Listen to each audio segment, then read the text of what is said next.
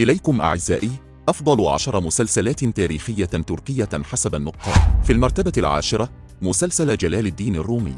تدور أحداث المسلسل حول العالم المتصوف جلال الدين الرومي في القرن الثالث عشر بمنطقة الأناضول وسط تركيا لرصد حياة الشاعر المعروف بمولانا منذ طفولته حتى شبابه، حيث ينشأ في كنف والده الذي كان عالما وفقيها. Olman da zor olacak, olamam. İki büyük dert. İkisi de birbirinden çetin. Biri madde aleminde, diğeri mana. يضطر جلال الدين وعائلته إلى الفرار إلى الشام بعد تعرض أهل بلخ للغزو المغولي، ثم ينتقل إلى قونية في تركيا حيث يستقر هناك ويؤسس طريقته الصوفية التي تركت تأثيرا كبيرا عبر فلسفته وأعماله في جميع أنحاء العالم. في المرتبة التاسعة مسلسل محمد الفاتح. تدور أحداث المسلسل حول سيرة وقصة حياة أحد رجالات المملكة العثمانية، وهو السلطان العثماني الغازي محمد بن خان الثاني، والذي يلقب بمحمد الفاتح نسبة إلى فتحه مدينة القسطنطينية.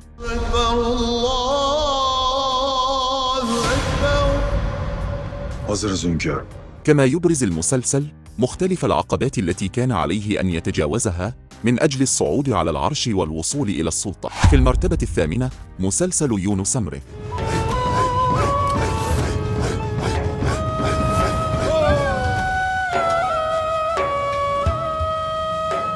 Her can bir gövdeye konur. Bizimki insan gövdesi. تدور أحداث المسلسل في فترة حكم الدولة السلجوقية. تروي حياة يونس إيمره وهو قاض ناجح في بلدته، لكنه يترك منصبه ويقرر أن يصبح درويشا. يلتقي يونس إيمره بشيخ يدعى تبتوك إيمر الذي يعلمه تعاليم التصوف.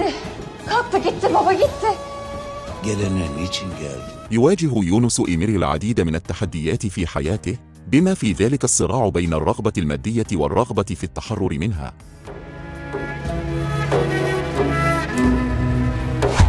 في المرتبة السابعة مسلسل بربروسا. Sana Hayrettin namını verdi. Namınla büyüyesin. Dinin hayırlısı olasın. Gayrı devran senindir. يروي المسلسل قصة الإخوة عروج، خير الدين وإسحاق وإلياس، الذين تمكنوا من جعل البحر الأبيض المتوسط إلى بحر الدولة العثمانية بسبب براعتهم التي جعلتهم أشهر البحارة في تاريخ الدولة.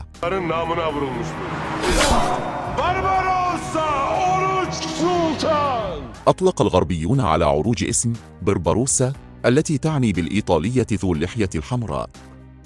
وبعدما توفي عروج ورث خير الدين لقب أخيه وعرف به. في المرتبة السادسة مسلسل الجيلاني. Hamd alemlerin Rabbinedir. Çocuğun adını söylemeyecekmişsin. Abdülkadir.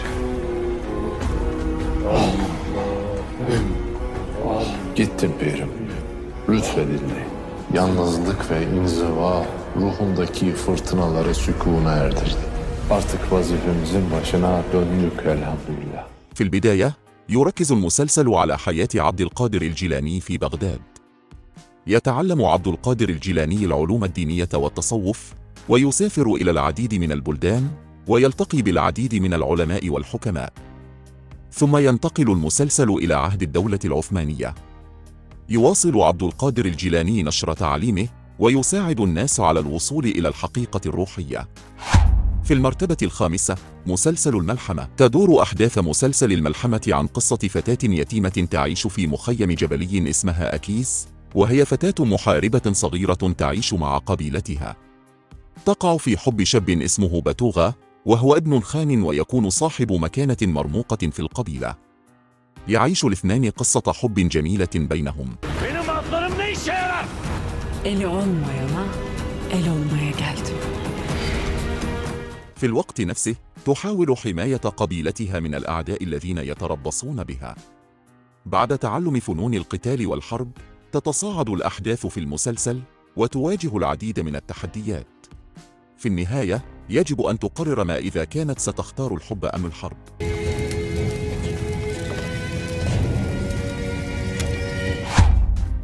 في المرتبة الرابعة السلطان عبد الحميد. मानों की सरजमीन जन्नत बन जाए उनके लिए यही हमारा ख्वाब है। تدور أحداث مسلسل عاصمة عبد الحميد حول قصة السلطان عبد الحميد الثاني آخر السلاطين والخلفاء العثمانيين. يبدأ المسلسل في عام 1876 حيث يتوفى السلطان عبد العزيز وينصب عبد الحميد الثاني سلطانا على الدولة العثمانية. يواجه عبد الحميد الثاني العديد من التحديات في بداية حكمه، بما في ذلك التدخل الأوروبي في شؤون الدولة العثمانية وحركات التحرر القومية في مختلف أنحاء الدولة.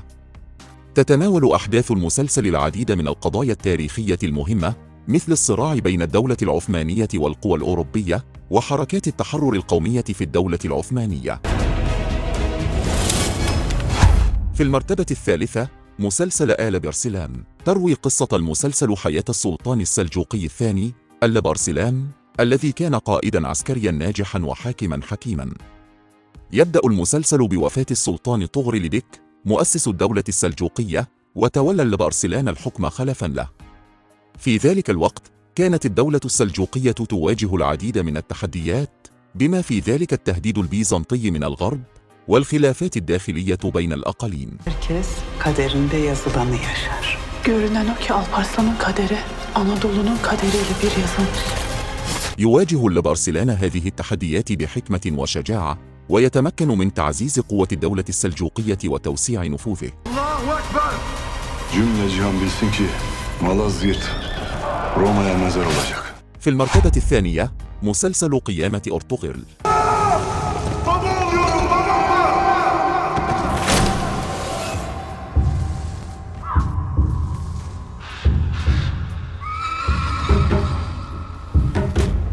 تدور أحداث المسلسل عن المحارب التركي أرطغرل، أحد أشهر وأمهر المحاربين في عصره، كما أنه والد عثمان مؤسس الإمبراطورية العثمانية.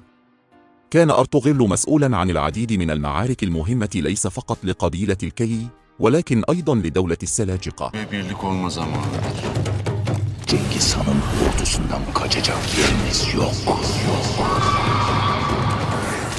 فهو رجل طموح أراد إحلال السلام والعدالة لشعبه في حربه مع الصليبيين من جهة والبيزنطيين من جهة أخرى. في المرتبة الأولى مسلسل المؤسس عثمان.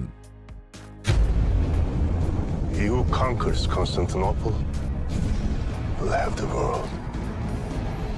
تدور أحداث المسلسل حول الغازي عثمان الأول مؤسس الدولة العثمانية، وعن قيام الدولة ونقلها من الفقر والضياع إلى القوة والصلابة من قبل عثمان، وهو ثالث وأصغر أبناء أرطغرل.